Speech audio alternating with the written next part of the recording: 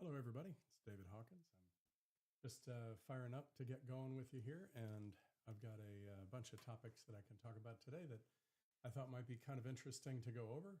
First thing, so just going to double check if anybody has joined or if anybody can join, and give me a heads up on the chat, and also audio to know that things are actually running proper.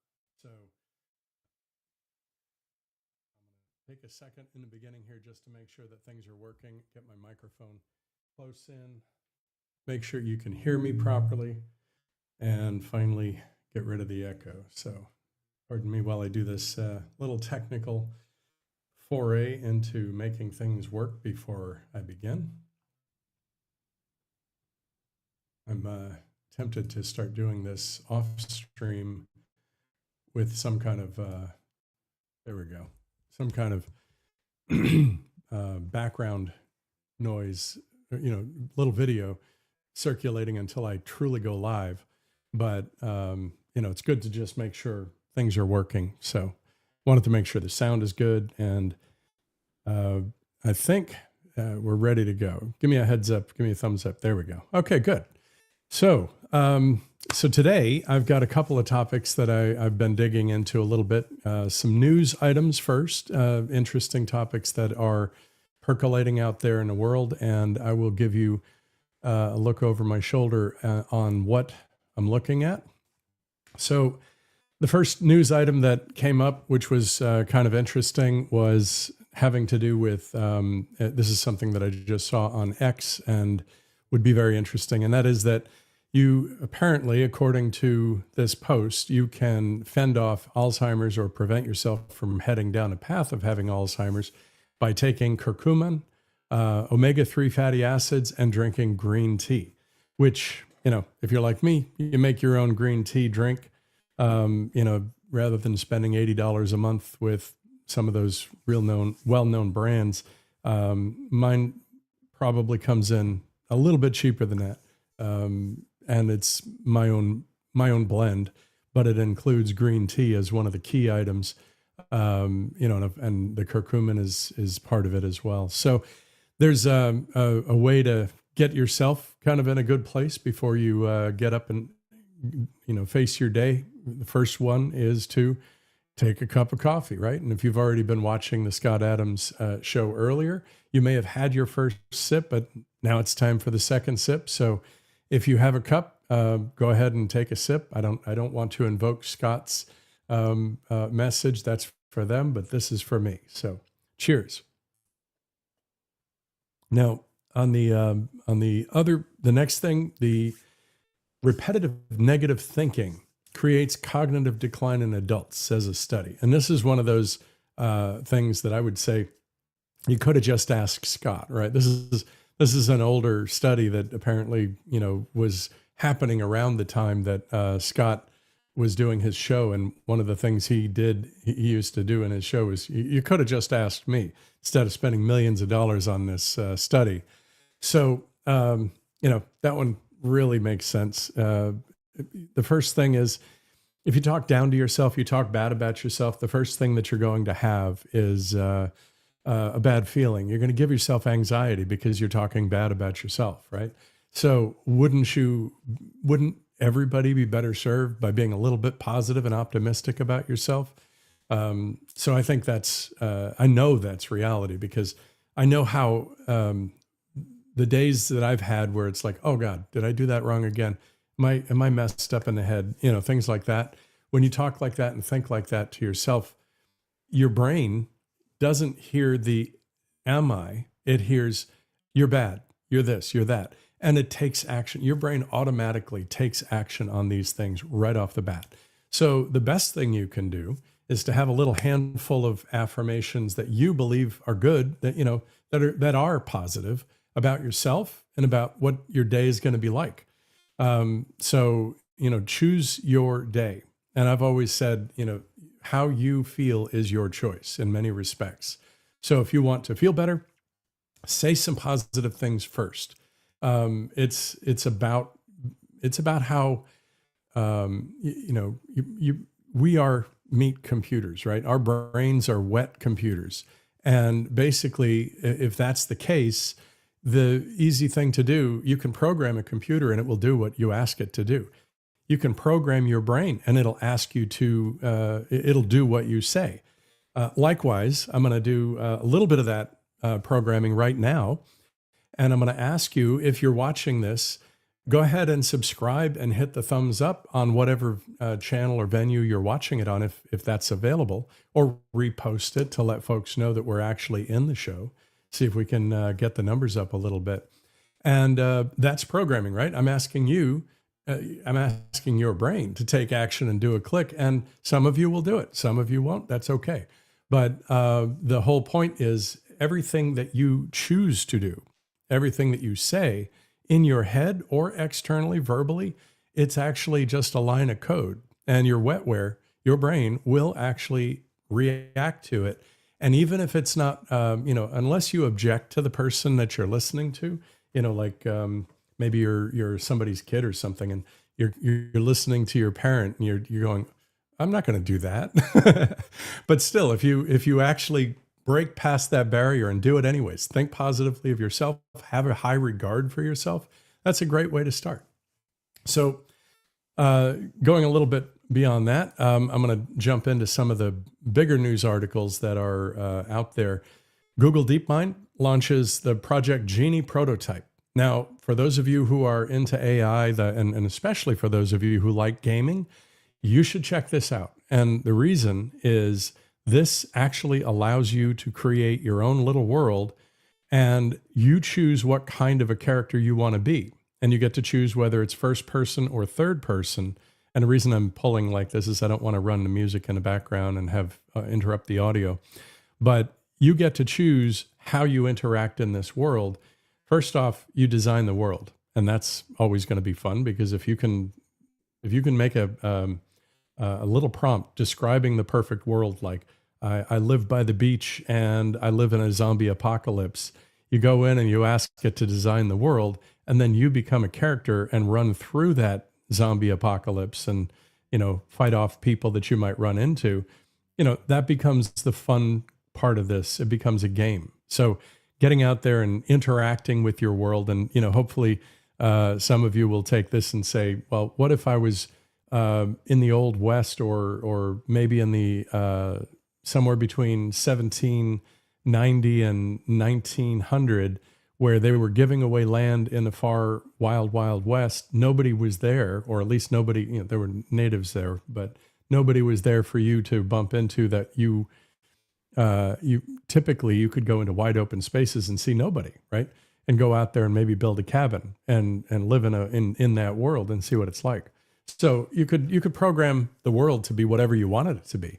And no, I definitely don't want to say negative things about how that panned out in our world, because obviously that for some that was definitely not a great experience, for the Native Americans that were pushed around as a result of the expansion that we did. But on the other hand, every culture, every existence has that. So when the Asian hordes started moving east and they started conquering territory, Genghis Khan did the same thing. I mean, it's been done thousands of times throughout history. So as much as I don't want to make any excuses for my ancestors or your ancestors or our ancestors, at the same time, it is what our world was at the time. So we have to kind of move on from there.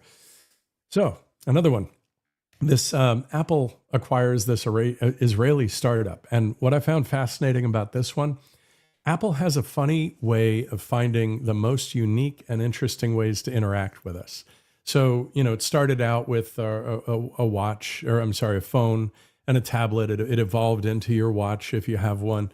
And we end up interacting with the device in rather interesting ways. Then they created the goggles, which arguably you could say was, I won't say it was a flop, because if you actually saw the quality of what they did, it was a notch above all of the existing AI goggles that were out there. But because they're not a gaming platform, Apple, generally speaking, is not a gaming platform, it kind of fell flat because none of the gamers really got their hands on it. And it was $3,500 per set of goggles. So it was ridiculous. So now we're going into, they're going to be doing some glasses at some point, as I understand it. And they've acquired a company that has this tool. And what's really bizarre about this is the device has sensors that can feel your face. So you can imagine one of the hardest things to deal with in an AI situation, or I'm sorry, in a VR situation. You put those goggles on, you can't see anything. The one level up that they did was they made the goggles transparent. So you could actually see the world around you and still have the goggles on, but you still look kind of freaky with a giant set of ski goggles as you're walking around. So, not very viable. But now they've got this device that can read your facial reactions and pick up micro emotions and also pick up what you're saying because it can read your lips essentially. So the beauty of that, and that's with no audio. So somebody who can't talk might actually be able to communicate. Somebody who's incapable of, they don't have a vocal cord, they don't have vocal cords, or they might have spasmodic dysphonia, as Scott Adams had. So now you end up with something that actually gives you an insight that you can use to really communicate without vocalization. So that's pretty cool, I think. And whether or not that becomes a mainstream thing, we'll figure that out later. So then there was this big one, Microsoft Cloud revenue. So we had a lot this past week was earnings announcements for all of the big companies, a lot of the big companies. Everybody's looking back at their 2025 numbers and everything. And it's just so common. It's like the minute the announcement comes out, there's a sell-off, it seems. I know with Tesla, they went from 450 down to 416 the other day. And now this one here, they went somewhere around 480 down to 420 for Microsoft's shares. And that's immediately after everything that they announced. And what was it? They announced their stack. And, one of the things that Scott Adams used to say that was kind of interesting was design is destiny. So if you build something, you may not see the instant results in design because when the design is complete, it has to be used first. So from my perspective, I'm looking at this going, if you build it, will they come, right? And the architecture that they built is giving us, it starts out with a cloud token factory. Excuse me. And then the token factory allows you to use the tokens in things like agents. Then the agents have the ability to be refined and become a high value agentic experience. So abstract in the way, in comparison to the thing we just looked at a minute ago about DeepMind Launch's Project Genie prototype, you can't picture what this is going to be. You go over to the Project Genie prototype, it's like, oh, I can use a couple paragraphs, describe a world, and drop into it and run around and have fun. Over here, you have the language of you're going to create tokens, then you're going to create agents, and then you're going to have high value agent experiences. No wonder their stock ran down. This reads just like a classic PowerPoint. Now, I have to tell you, I love a lot of Microsoft products. I've used them for my entire career, my entire life of computing. And I'm not negative on Microsoft. As a matter of fact, I used to be what I would call a Microsoft fanboy for a long time. And one of the reasons is they actually had the gaming stack, right? Back in the day when I first started with computers, one of the ways that I got myself to level up my skill set was to go into playing computer games. And by playing computer games, I had to learn things like, what is TCP/IP in order to figure out how to connect my gaming system to their cloud server when the server went down and things like that. So it was very difficult to not learn a lot about gaming, a lot about computers if you wanted to play games on a PC as opposed to a console. Console, it's fixed, it's locked in. you're playing the algorithm that they give you, and that's all there is to it. But if you are playing games on a computer, you have to interact with a computer in a lot of ways. You have to find out why your computer crashed your game, for example, because you had something running in the background. You might find that the game you have to level up your video card because it doesn't run certain games and things like that. So because of that, I was constantly upgrading my computers, constantly upgrading the processors, the power, the memory. And because of that, I learned the guts of computers because I was upgrading constantly in order to keep up with what the games required. So this, on the other hand, this stack, this is exactly what I was learning.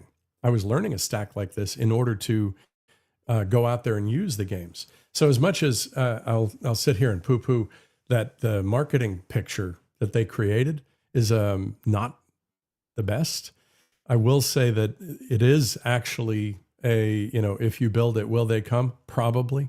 And the reason that they're probably going to come, think people will come is because once people do understand this architecture a little bit, they will embrace it. And I will say this too.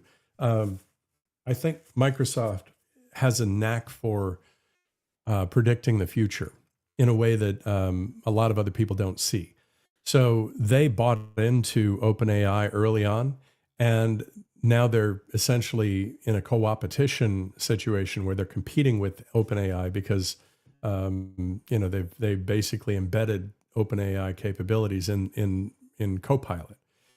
Well, that was prescient because in the end, OpenAI's got so many battles in front of it. The very fact that it is essentially a not-for-profit company that's now trying to say, ignore all of that and now make me a for-profit company.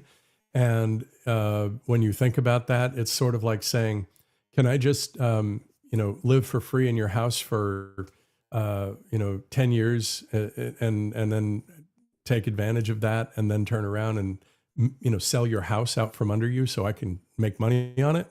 It's one thing to have, foster some care and do something good, but it's something altogether different when all of the generosity that was given you then becomes a profit engine for you. So Elon's got a huge suit against OpenAI because he gave them $50 million in the seed round under the premise that they would be an open, not-for-profit company that was for the betterment of humanity, not to become a profit-oriented company.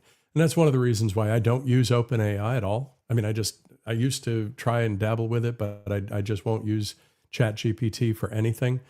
And besides, Gemini is way better from what I can see, as is Grok.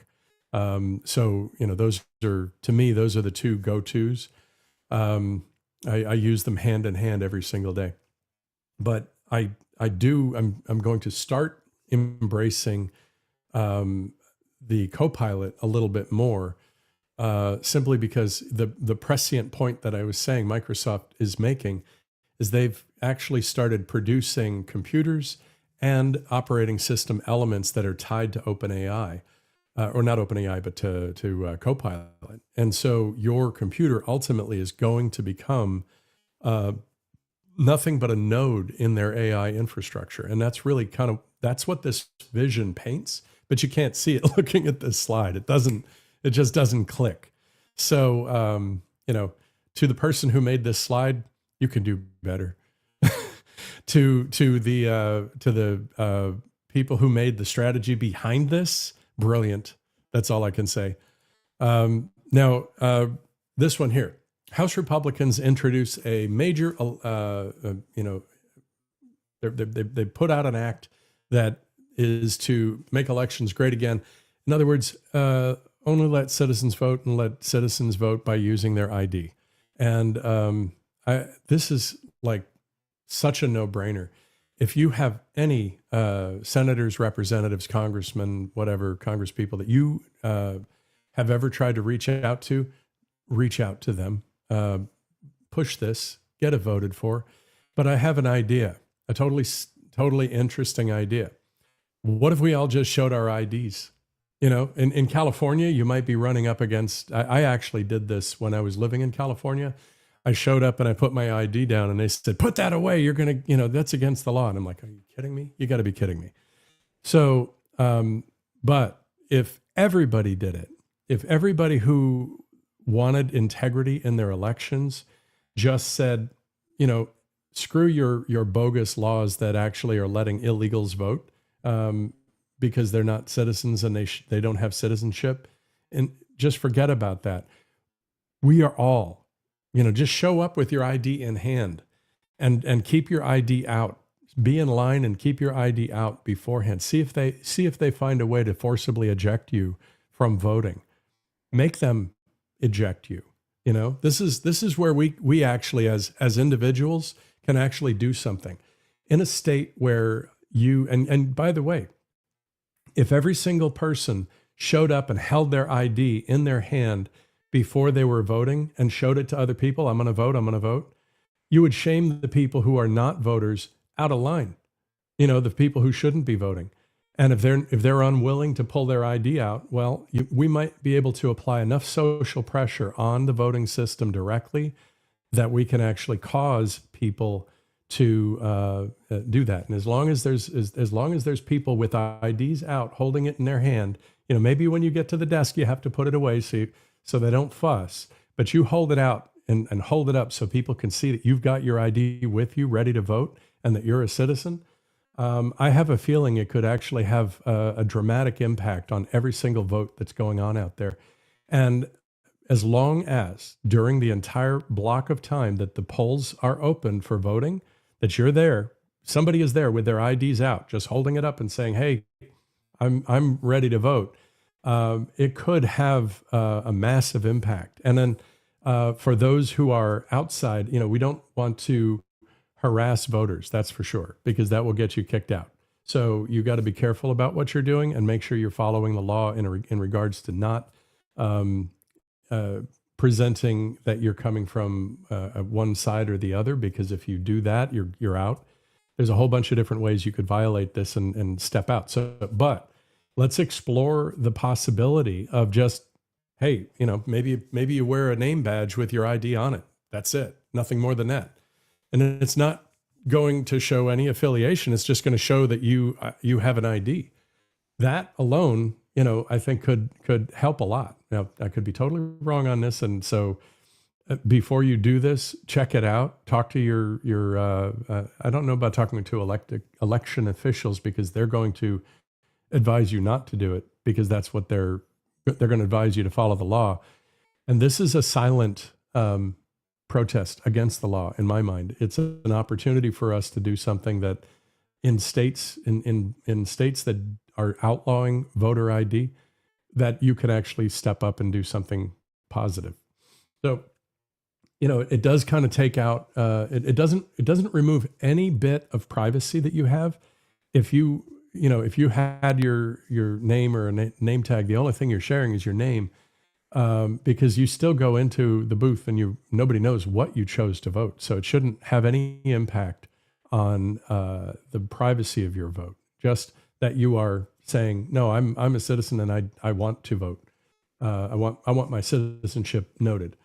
So anyways, I don't know if that's a good idea. It could be a horrible idea. I bet you if this actually catches on at all and goes out there, one of the things that will happen is there's going to be an immediate backlash against it. So who knows? All right. Another one. This is kind of interesting. Panama Supreme Court voids the canal contracts for the existing port companies that are there. And the reason this is interesting is these are China-influenced ports. So, and it's kind of going back to what there's ports, one on each side of the Panama Canal, that are there to help onload and offload stuff from China. So, and move it across into the Atlantic. When President Trump said having the not owning the Panama Canal as a country was a huge oversight on our part. We should have never given it up, because it gives up a strategic advantage for our country. And since we built it and lost thousands of lives in the process of building it, we should have maintained some level of ownership over it. Now, whether or not that's true, yeah. I mean, I'm not. I'm just mentioning it. I'm not going to try and give you my opinion as to whether that's right or not. Right or not. I will give you my opinion that I think it is true that we should have much more strategic control since we did build it as a country. But the idea here is it wasn't us necessarily that did it, but the Panamanian courts that voided these. So it's not like the U.S. just went in here and kicked a bunch of butt and said, maybe we had influence to actually get this pushed into play. But it's really good to see that self-directed government in Panama is actually supporting, trying to maintain neutrality, which they should be a neutral country, and they should. I can't tell them what to do. Of course, none of us can, but that should be, ideologically, it should be a neutral country. And when I say ideologically, I should say from a country perspective, it should be neutral, because they should allow anybody who wants to book passage through the opportunity to go through. The only thing that they logically might want to be able to deny is, and I'm going to say something maybe controversial, no plague ships through, right? So if we had an infected cruise ship like we did during COVID, you probably don't want to be just sending it through, because what you're doing is spreading a contagion across continental barriers.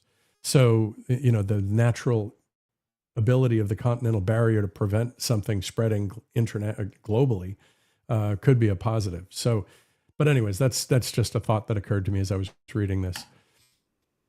So then there was the Melania Trump movie premiering at the Kennedy Center. Trump Kennedy Center, by the way. I'm actually looking forward to seeing this, because I think that it's going to be interesting. It's chronicling the pre-inauguration period that led up to the inauguration date on the 20th. And to be honest with you, I just want to understand what was in her head, ideally, behind the facial expressions that we saw when she was there for the inauguration, because she looked like a woman you did not want to cross when Trump was being inaugurated. And whatever that case is, I'm just really curious to know what was going on in her head and what was going on behind the scenes that led up to the day when we saw her with that. She was beautiful. The styling was amazing. They had all those parties afterwards. She came to every single party looking different. I mean, it was just the amount of coordination and the thought behind it, staggering, I think. Now, here's another one. This is interesting, and it's really important. So this Varda W5 mission has been testing the NASA heat shield. And the NASA heat shield's a big deal, because we're about to send a rocket up, and it's going to go around the moon, and it's going to have 4 human souls in it, and they're going to come back and come through the atmosphere with a system like this. So seeing that they've actually run tests and had a successful test on something like this is really good.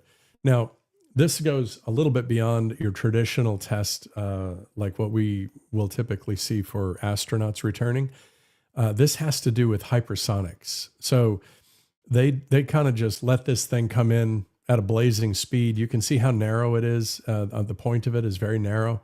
And, they want to make sure that when you want to bring something back from orbit in one piece, that it can.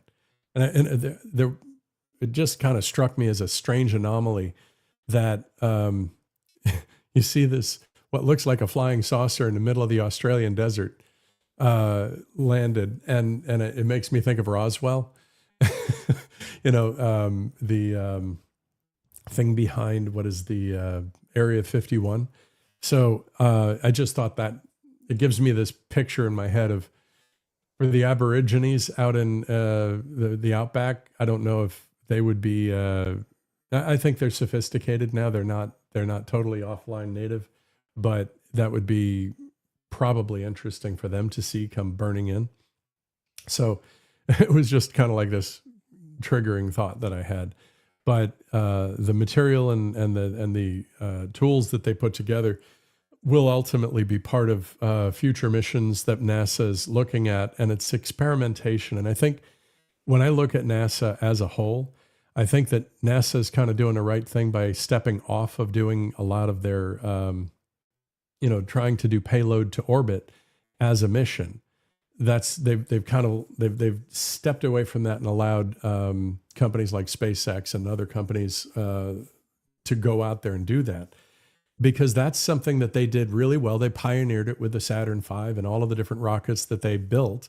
And now you've got companies like SpaceX saying, let me show you, hold my cup, hold my beer.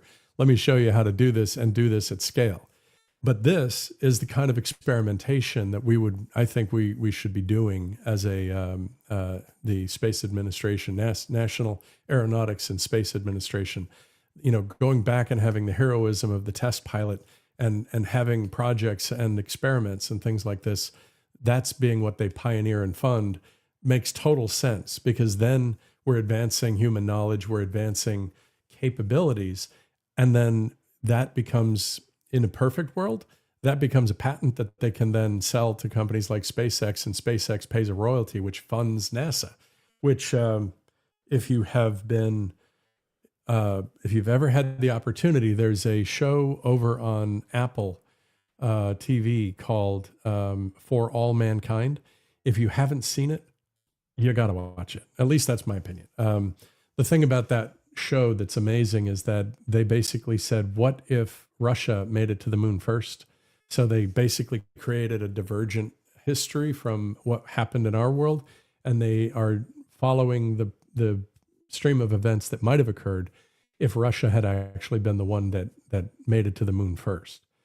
And what's cool about that show is it goes all the way, it's in its 5th season, and I think they're going to drop another season here shortly. It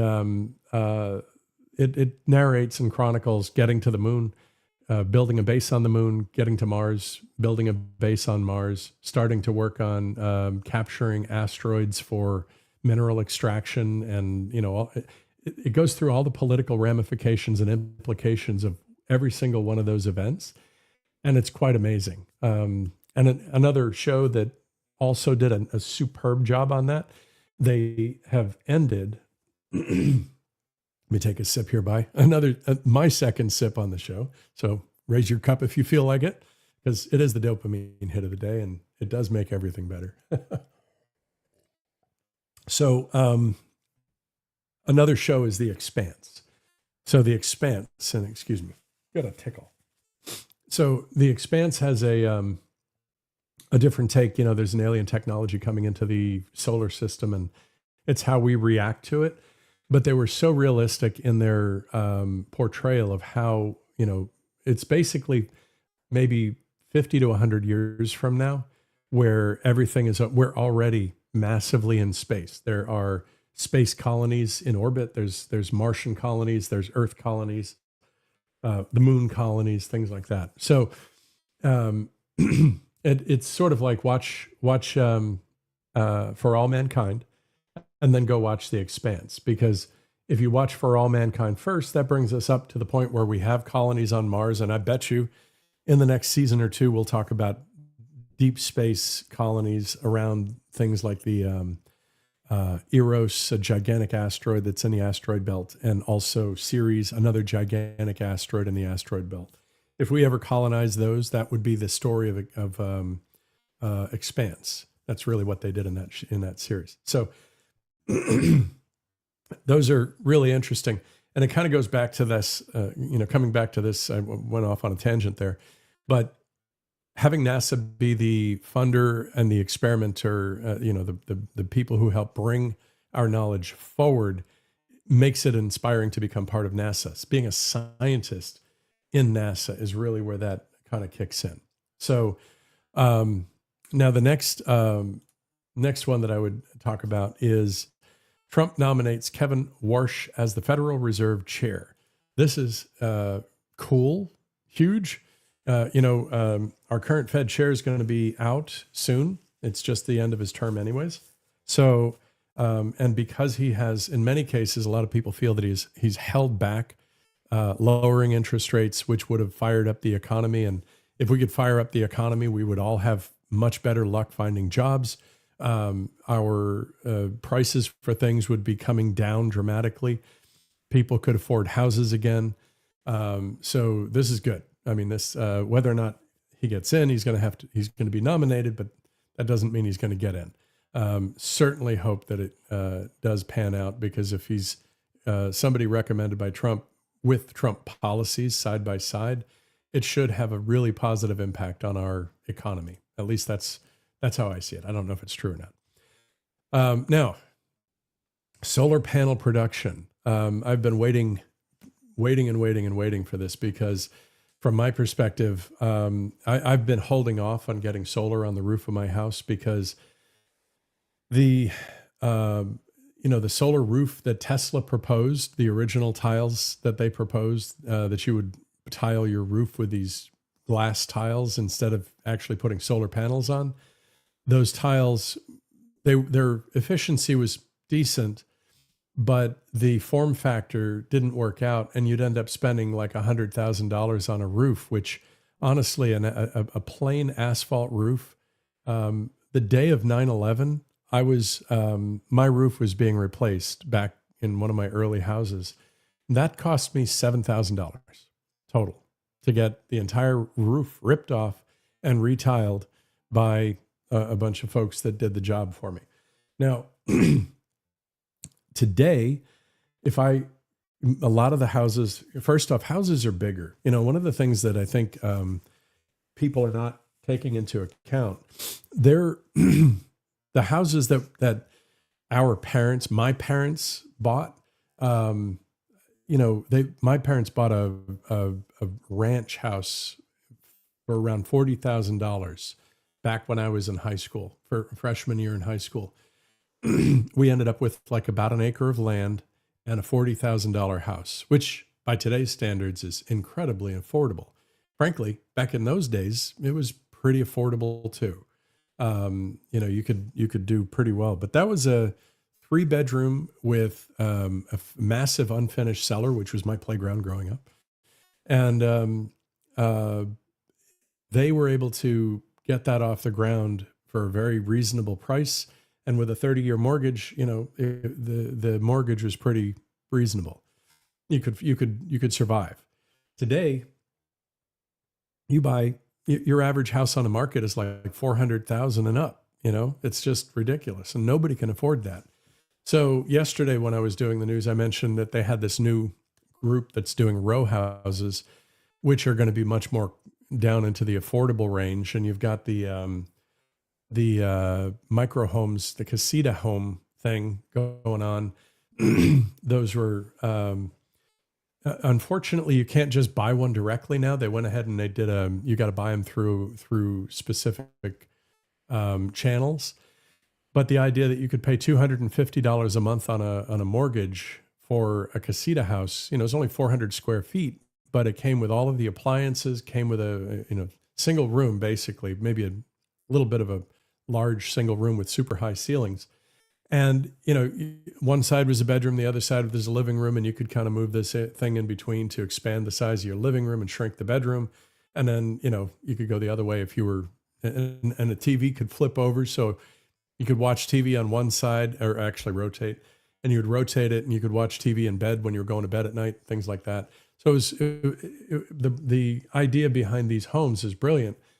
And we need to be able to have an opportunity for people to get a tiny plot of land and buy one of those, like buy a casita home or buy a row house or something like that, and get a house cheap. That's huge.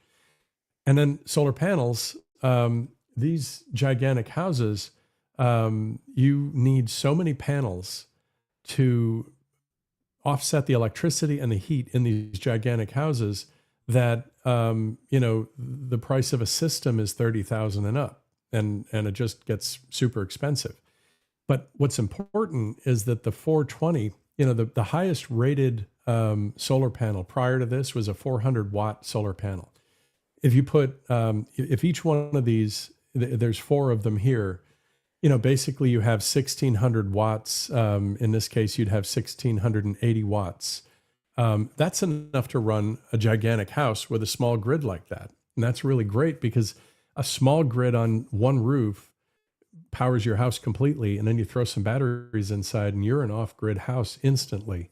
And it doesn't matter that you're off grid necessarily, except that with the price of electricity going up like crazy, being able to do a small scale deployment like this and taking yourself, putting yourself in a situation where you're not going broke because of your electric bill is huge. So even, I mean, just imagine if you had a small house or a trailer or a fabricated home. Don't use the word trailer because that's trailer trash, right?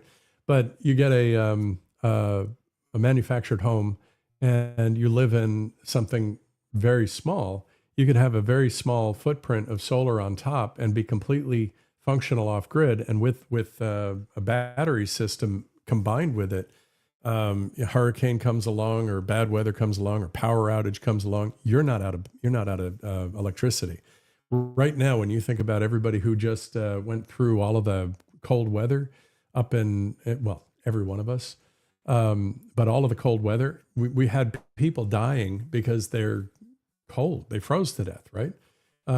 Which, by the way, is a funny argument for why global warming is not as bad as we think it is, because if global warming, as long as the ice caps don't completely melt, which we haven't seen evidence for, and the water doesn't rise 20 feet, which again, we haven't seen much evidence for.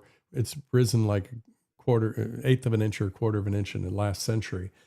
If that's true and the water is not our concern, then warmer climate means people live longer because people die in a cold far more frequently than they do in a heat wave.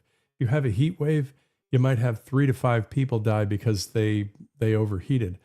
You have 50 people die in a cold snap because they froze to death, so it's just staggering the difference. So, but the idea that you could have an induction heater in your house, a battery pack to keep it running 24/7, and a small solar footprint on top means that you don't, even when the power goes out, you're not going to die. It's huge. So I'm pretty fascinated by that. Hope that plays out. And now here's where it gets, the twist is ironic. So in the news, Mayor Mamdani is now creating a chief savings officer because they ran out of money.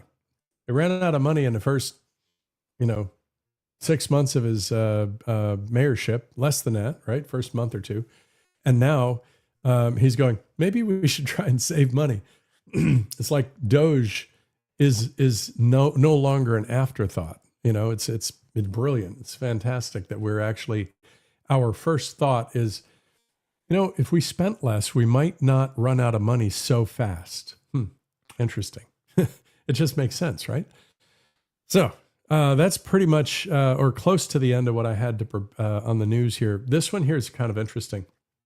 SpaceX is launching Stargaze for free orbital data sharing.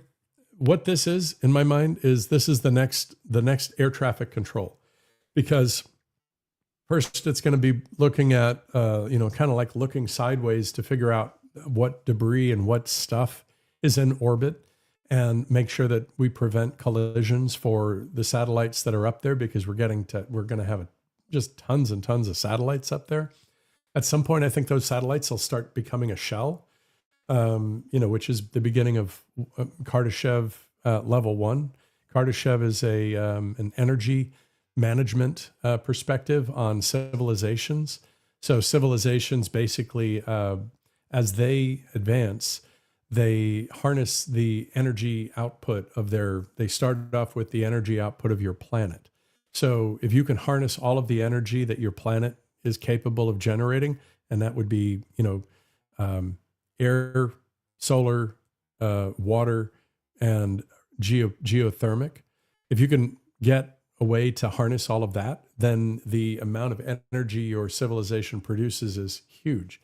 Now, when you think about AI right now, AI is compute. Compute doesn't happen without energy, and it doesn't happen without, we will make everybody broke if we just leave the grid to manage AI. In other words, to feed AI. If our grid system had no heart, it would not prioritize. Like Microsoft did an offset recently that said, when we actually have a new data center going in, we're going to turn off the grid and make sure that we're going to make sure that we offset the costs to consumers if we take up a lot of the electricity on a grid. So that means that maybe you won't, if Microsoft puts in a data center, you're not going to go broke because your electric bill skyrockets because of the scarcity of electricity that is being caused by the data center. Now, if you have the solar array, you don't have to worry about that. If you are putting things in orbit, and that's the only way to do it, because the next step is to start harnessing the power of our sun. That's Kardashev level 2. Kardashev level 2 gets us into how much can we harness, how much, the sun is arguably the single biggest power source in our universe or in our immediate area. If you could harness the power of every single planet combined, it would still be less than 1% of the output the sun gives us. So at some point, we're going to be doing data centers in orbit. The data centers in orbit are going to need, number one, they're going to need to make sure they don't bash into each other accidentally because they weren't looking and go offline. But we will have less demand in the not too distant future on our grids from data centers when we start putting data centers in orbit. And that will mean that we're going to have a rapid deflation in the cost of electricity. But if you combine the solar, being able to have your own solar to be off a little bit off grid so you don't have to pay as much for the electricity when you're down, and the fact that you've got battery backup so you're covered in case the power goes out, and then you get suddenly dirt cheap electricity, it becomes, for individuals, it's going to be huge. And then down the line, if we, you can have these low price houses on low cost land, or, a way of having low cost land, combined with the ability to just have, it really is going to be a super abundant future for where we're going. It is very hopeful, and it's very likely that our future is going to be pretty good as a result. But this idea is going to be the FAA of orbital mechanics to make sure that things in our orbit around our planet don't bash into each other and come, streaming down in chunks, and we see little streamers of things coming out of the sky periodically that, are unintended. It's going to be much better in the future to have this kind of thing. Now, the next thing that I see, which is kind of interesting, this is going to be free, and the data sharing is going to be free. So if you have any aspirations for a future career, if you can find a way to get involved in this project and maybe learn how or what it's doing, you will probably have a career in the future, because at some point they're going to need some people involved in this program. And there will be future, I would call them the equivalent of what the FAA has now with air traffic control. And when if we can get a handful of these things looking down, we could enhance our air traffic controllers. I mean, just having Starlink for all of the air traffic control towers everywhere, and getting instant terabyte data streams for the air traffic control towers means that we can get instant, up-to-date, non-network packet switched traffic going to the air traffic controllers, meaning almost instant knowledge of where the planes are. And if the planes actually have Starlink discs on them, then there's an instant link between air traffic control and the plane, which we never had before. It always had to go over radio, much slower, having to flip through dozens of channels to figure out where things are and what things, how to talk to a plane. So it's pretty amazing. This is going to be a step-fold increase, a step change in what air traffic control becomes in the future. And it's starting out as just a computer system to manage the traffic in orbit. So pretty cool, but good stuff. And then the short little segment of time that I have left is going to actually be about this stream that I listened to this morning. Mark Andreessen, who was the founder of Netscape Navigator, went on to work at Sun, I believe, Sun Microsystems. And then, and I don't really know his history as well as I should because I lived right down the street from where all of this was when I was in Massachusetts. But he spent a great deal of time today talking about some interesting things. And one of the areas that I have a particular interest has to do with AI mentorship. And, I consider myself a lightweight AI mentor in that I've spent the last 3 years digging deep and trying to learn about AI, learning how to prompt, learning how to do work on AI systems.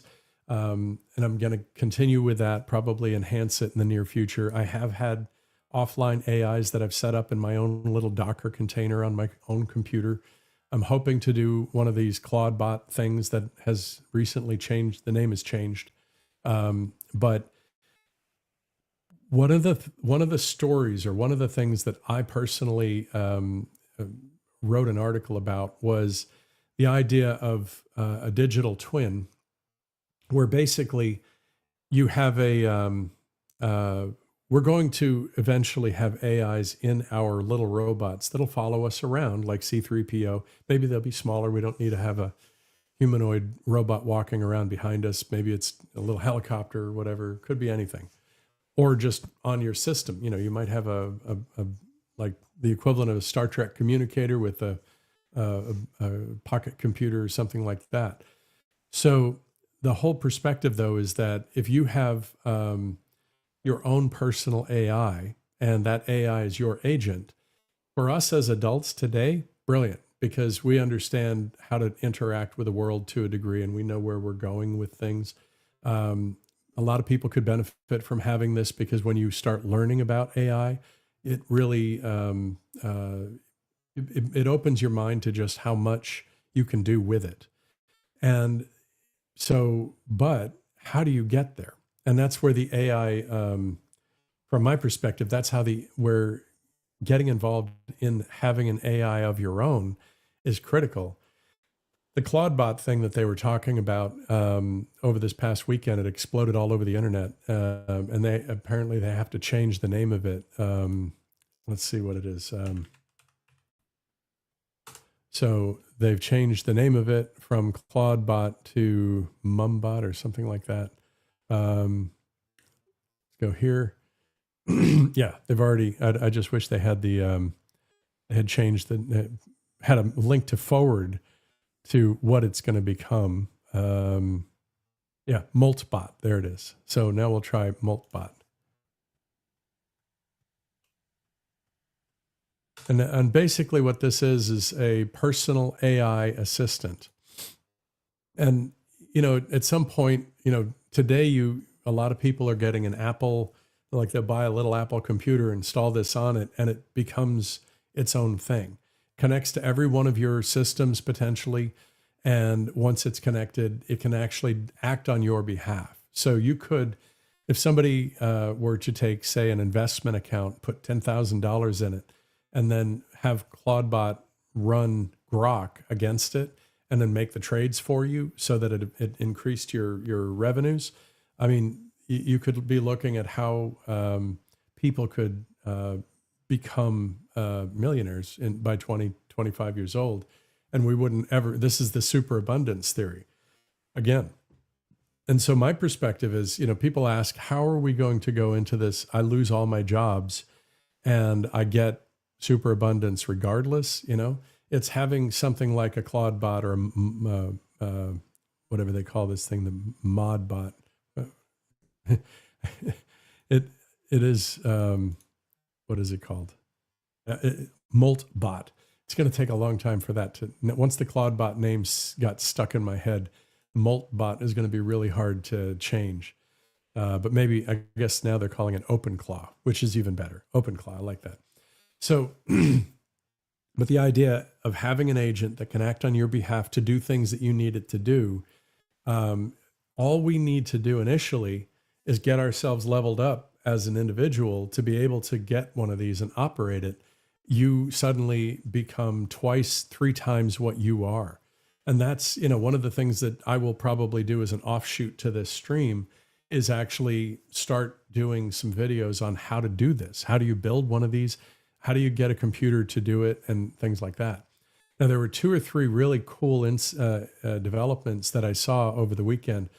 Again, going a little step further, Microsoft, one of the things that they don't get credit for, or haven't gotten credit for, is the GPU. So when you build a computer, there's a CPU, central processing unit, and a GPU, which is a graphics processing unit. The GPU is what renders video games. It renders 3D images. It takes on all of the burden of anything video because it's a different kind of processing.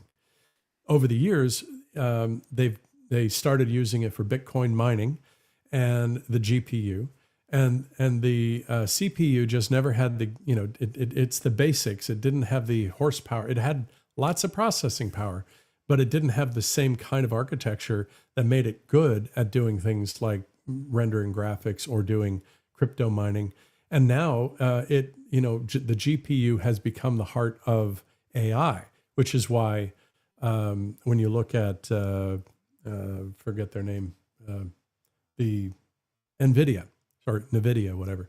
NVIDIA went just to the moon because their GPUs were the core of all the AI. Right now, the biggest AIs that are out there are powered by these GPUs. There was a breakthrough in the language optimizations by Microsoft recently, which now allows a CPU to give you the same kind of horsepower. So suddenly, we're sitting here saying, okay, we've got to create new fabs and we've got to create new chip production industries to support the GPU industry. Now, companies like Intel, AMD that have already built amazing processors, they're back in the game. So our investment in high-powered computers is not going to go to waste. Microsoft kind of flipped that. So that means that you you can take an old, simple computer that has a decent processor and use it for a local AI. And that's why the reason I bring that up is for those of you who are interested in these projects, taking one of those old computers that has a little bit of horsepower, throwing a Claude bot or an OpenClaw bot on it and running it, being able to just click, download, install. You don't have to think about it. You don't have to become a genius on computers to do this. And then it interviews you to get all your details. And then it becomes your buddy, your right-hand man, your partner, right-hand woman, whatever. I'm not trying to be gender concerned, whatever. But the whole idea is that we're going to have to do this one way or the other. And to me, my idea, the idea that I had back, I read a book called The Unincorporated Man. The Unincorporated Man had a story that talked about when you're born, talking about economy only, forgetting all computer tech for a second. Economy only, when you go past a certain point, everybody gets left behind in a place where corporations can gather all the power. So there was a massive revolution in the story. And basically what the government decided to do is incorporate everybody. So everybody was incorporated. And because everybody was incorporated, everybody has a block of shares. And their block of shares would be, 20% would be withheld, 5% for the government, and 15% for your parents who raise you. And the reason that was significant is because the 15% was postulating that your child's future would have some value, because if you raise them right, they will become productive parts of society. And because you have 15% share of that child's future, you get paid back for all of the time and effort and money and, blood, sweat, and tears you put into raising the child, which means you'll have an incentive to do a better job, right? So that incorporation concept is good, except that the market then owns you, because then you as an individual have 80 shares that are granted to you when you come of age, and you can take those 80 shares and, sell them off. You would sell a block of shares so that you can get a higher level education, which would raise your stock price, making you more effectively rich, because if you completed the education, you become more capable in society. And as a result, your value to society is higher, and you get, the benefits of that, which is, you earn income, you get a monthly dividend on all of the shares based on your contribution to society. So you live higher on the hog the more you contribute to society, which is a great idea. But then effectively, everybody becomes a slave to the system. And if you weren't the type of person that wanted to be in that system, the pressure, can you imagine the amount of pressure on an individual? You're coming of age, you're 13 years old, between 13 and 18 years old, your incentives being pushed down on you by society to do better, to be better, to think better, to be more productive. And if you didn't have the desire to do that, or you didn't have the aptitude, maybe you had a mental illness or a learning disability. And if that were the case, then the society would go, oh, well, he's a street sweeper. Just make him a street sweeper. Good. Now, for the rest of your life, you're a street sweeper, and your contribution to society is minimal. Because your contribution to society is minimal, you live on subsistence level pay coming out of the government and out of your shares, and you're in poverty. It's no different than the capitalistic system we have today. And that's actually the same thing with communism, right? When communism tells you you're going to do this because this is what the state tells you, ultimately what ends up happening is people sink to the bottom level. Some few rise to the top, but the people who sink to the bottom level, the investment is lower and lower and lower because you're not contributing as much as society needs. And because you're not contributing as much as society wants, you get a lower paycheck. And because you get a lower paycheck, you're going further and further down the poverty hill. So, and I mean, in a way, it's capitalism and communism rolled into one. Now, my idea was to take that same financial construct, but instead of incorporating a child and having the shares distributed according to what I just suggested, instead, everybody gets a Claude bot or an OpenClaw mod bot, whatever they want to call this thing. You get a bot and it's free. It is. It's open. It's already free. You can do it right now. You get that and you incorporate it by some initial investments. Where do the initial investments come from? The Trump Sovereign Fund that Trump just introduced that everybody's starting to invest in. Every single child is going to get an investment in that fund starting this year. Your child's already on a path in the future to having a better future because of that fund.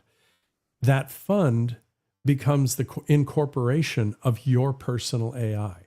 Your personal AI can exist in your computer, your phone that you walk around with. Whoops, sorry, I almost bashed myself on the head. This could become the home of your personal AI, or it could become a robot that follows you around, and that AI is embedded in the robot. It's your best friend. Now, early on, what do we want to do? We want to train our AI to train the child. So as you're being raised, instead of having to, your parents can be counted on to love you and care for you, but they may not be the best parents. I mean, I personally think I'm a terrible parent over the years, but at the same time, I have a lot of love and compassion for my kids. But I could have done a better job being there, perhaps, and not perhaps, I know. So when you think about that, having an AI robot that helps along with that might actually be able to give the child a better upbringing. And one of the things that was in that video by Mark Andreessen, he was talking about education systems, which was pretty amazing. The IBM, I'm sorry, IBM, I just saw that in the chat. But the thing that he talked about was that the best education system is personal mentoring, where somebody works with you hand in hand, one-on-one, which means home educating is the best if you have a teacher. But you don't have a teacher that's going to be able to a parent, like when I was coming up, my early years, I was in the military. I knew my skills were dig a ditch, shoot a rifle. I didn't have a high level of intellectual stimulation going on in my life in the job that I had chosen at that time to really take it forward. and be able to give my kids the kind of education that they could have had or should have had. Now, in the future, I'm looking at this thinking this would be a great way to ensure that your child has an AI that can be preloaded with all of these education programs and a mentoring program that allows your child to be mentored one-on-one by a teacher that can do adequate teaching. And one of the things that a personal mentor would do is chase down a pathway with you as far as you want to go. So if you wanted to become somebody who just got into lasers, as an example, you, instead of having to go off and do a liberal arts education and learn about all these different things, you could go down that path and dig as deep as possible. And by 12, 15 years old, be a world-renowned expert on laser technology, because you were given the privilege and the opportunity to dig deep. But our education system doesn't give individual children the privilege to get the crafted education they deserve. We have industrial education, which basically shoves a bunch of stuff at you that is determined by the state and the education boards to be a good optimized path. Originally, our national level education was designed to create great workers, create people who would fall into our industrialized society and be able to contribute early and well. Now, we took all of the stuff that we trained them for, offshored it, and sent it to other countries. So now what do we, the only people who are making any real money in our country until this past couple of years are celebrities, you know? So we've trained up now a whole generation of kids whose entire life is, how do I become a celebrity? How do I become a YouTube star? How do I become a blah, blah, blah? So that means that the education that they pursue has gone down, and they never got to go after a passion and dig as deep as possible in that passion, because the school system said, I don't care if you like lasers. That's not in the curriculum this year.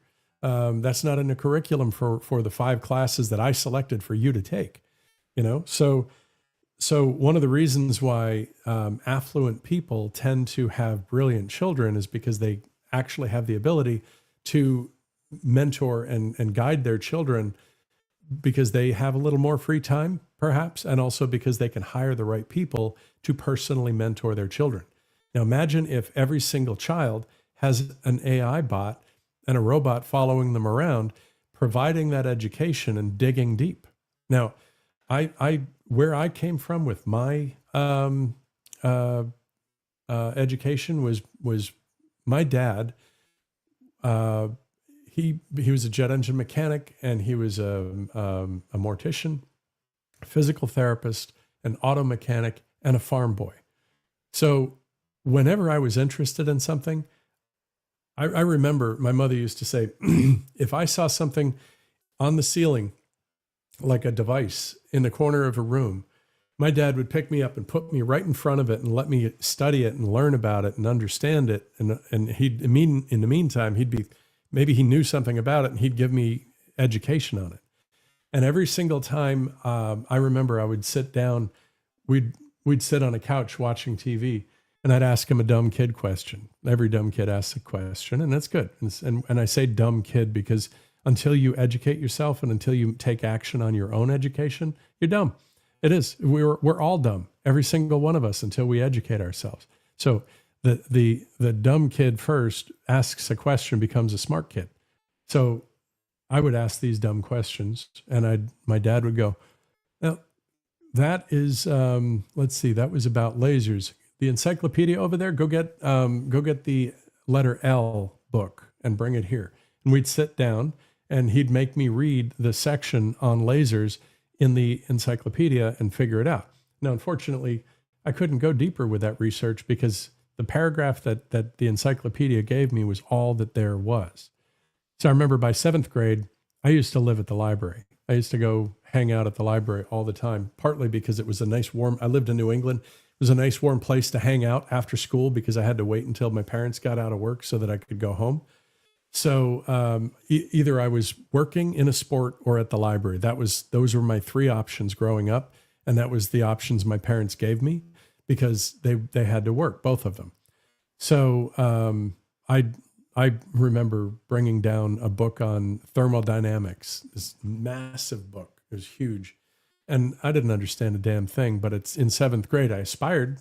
I started reading through it and I did the best I could. I got probably 20 pages in and my brain went, this is a little deeper than you know. And I didn't know at that point, I still needed to let my education bring me to the point where I'd understand what was in that book. And that meant I had to wait 12 years, finish my 12th year in high school, and then wait until I started college and wait until the education in college got me to the point where I had some level of higher level math, and wait until that. Guess what? I never went back to my 7th grade minute and get the book of thermodynamics down. Now, I have since then gone and read things to understand the energy of the law of energy conservation and things like that. And my curiosity has made me go back and learn these things. But it took until I was in my 30s, no joke, to get the education that I have now. I didn't even start my education until my 30s.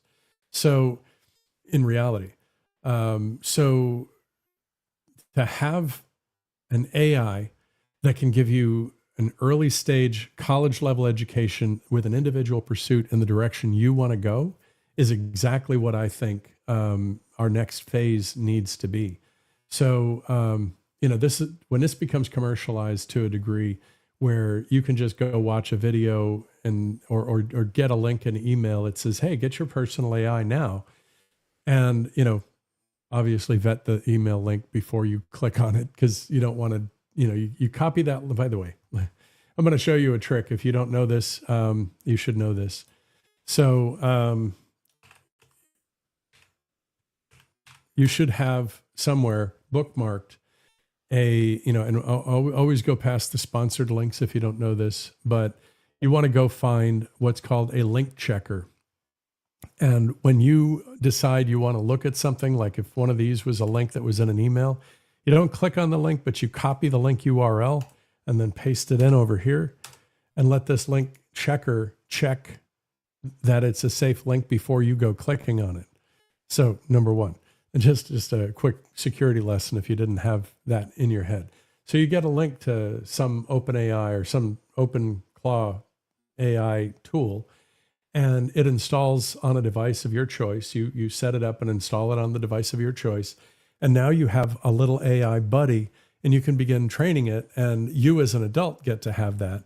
But when one of these comes preloaded onto a device that is issued to, or not issued, but that you can build for your children, and that your children now have this AI buddy that becomes your child's mentor going forward, you as an adult, as an AI mentor to the AI, make sure that the AI is staying on track and doing the right things. So that's, the premise of what I think this next phase is going to be. And I do want to bring a couple of these links to life here, because I looked at them earlier. They're articles on AI mentoring. And that is kind of my self-appointed role, is to become an AI mentor so I can help you and people that are interested understand how to take advantage of AI. So this is one of the things. I'll be making a video of something like this, something about this, and I'll write my own stories about it in time. Likewise, having the right set of prompts to make sure, create a prompt library. One of the things that I would suggest for anybody is to get a Google account for email. And when you have that Google account, you create a Keep Notes account. And I keep my Keep Notes in here, and I have a set of prompts. I keep my prompts and I put them in here. So, and then if you're working with somebody, one of the best parts is you can share these prompts with people that you want to work with so that they can actually use it.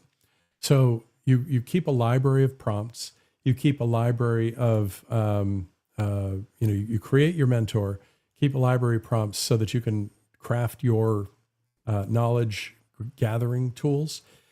And then being able after that to, it looks like the article that was here is gone, so that's fine. And then the rise of the AI mentors. I saw this last year. I kind of have been skating towards where the puck is going since last year, which is being one of these growth mentors who's focused on human AI collaboration and bringing AI into your life without making you a rocket scientist, and allowing you to benefit from having AI in your life in a way that actually brings some value to your life. So that is the trajectory or direction that I'm going in. You're certainly welcome to reach out to me if you want personal mentoring around this type of thing.